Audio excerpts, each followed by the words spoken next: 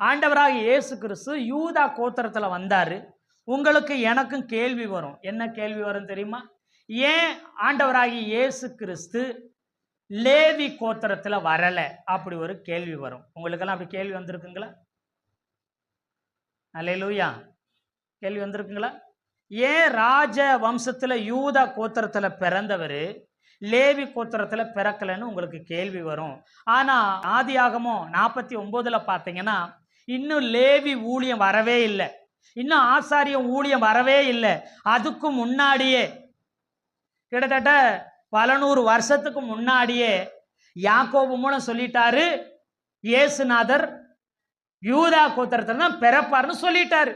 ஆனா 300-400 வருஷத்துக்கு முன்னாடியே சொல்லிட்டாரு, யூதா கோத்திரத்தில் தான் இயேசுநாதர் வருவாருன்னு சொல்லிட்டாரு.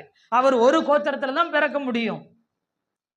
அதனாலதான் அவர் லேவி கோத்திரத்தில் வரல. முன்னமே தீர்க்க தரிசனம் உரைக்கப்பட்டதன்படி அவர் யூதா கோத்திரத்தில் வந்தார். எத்தனை பேர் ஆமீன் சொல்றீங்க? அல்லேலூயா.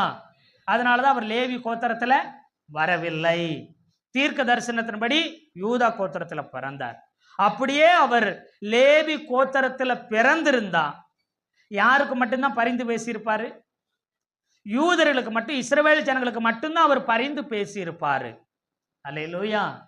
லேவி கோத்திரத்தில் அவர் வந்திருந்தா அவர் சிலுவையில் அறைய வேண்டிய அவசியம் இருந்திருக்காது. அவரை சிலுவையில் பழி கொடுத்திருக்கவும் மாட்டாங்க.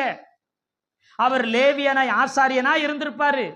அவர் என்ன செஞ்சிருப்பாரு? ஆலயத்துக்குள்ள போயிருப்பாரு, பரிசுத்த ஸ்தலத்துக்குள்ள போயிருப்பாரு, மகா பரிசுத்த ஸ்தலத்துக்குள்ள போயிருப்பாரு.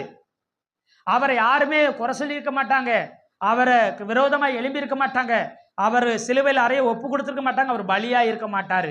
அப்போ அவர் பலி ஆகலைன்னா புறஜாதிகளாக இருக்கிற நம்ம அந்த இஸ்ரவேல் ஜனங்க இருக்கிற அந்த 1 கோடி 2 கோடி ஜனங்க தான் இருக்கிறாங்க. அது தவிர்த்து இருக்கிற மிச்சம் 700 கோடிக்கு மேல இருக்கிற ஜனங்கள்லாம் ரட்சிக்கப்பட்டிருக்க முடியாது, பரலோகத்துக்கு வந்திருக்கேன் முடியாது, அவருடைய பிள்ளையா மாறவும் முடியாது. அல்லேலூயா சொல்லுங்களேன். அதனாலதான் அவர் எந்த கோத்திரத்துல வரல? லேவி கோத்திரத்துல ஆண்டவராகி இயேசு கிறிஸ்து பிறக்கல. ஏன் யூதா கோத்திரத்துல வந்தார்? அவர் ராஜாவாக வர வேண்டும். அல்லேலூயா. ஆமை. கர்த்தருடைய நல்ல நாமம் மகிமைப்படுவதாக.